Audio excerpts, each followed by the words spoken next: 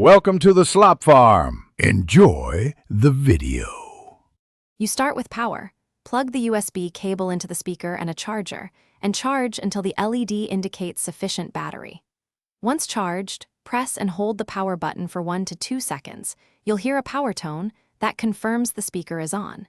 Make sure your phone or laptop Bluetooth is either off or away because previous pairings can interfere.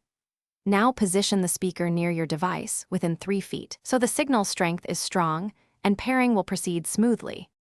You now put the speaker into Bluetooth pairing mode. Press the Bluetooth button until the blue LED blinks. That blinking means the speaker is discoverable.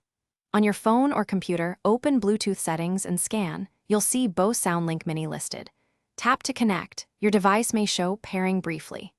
Once paired, the speaker gives a confirmation tone and the LED becomes solid blue. That tells you the connection is active. If prompted for a PIN, try 0000 or accept the request. You finish by testing audio. Play a track and adjust both your device and the speaker's volume.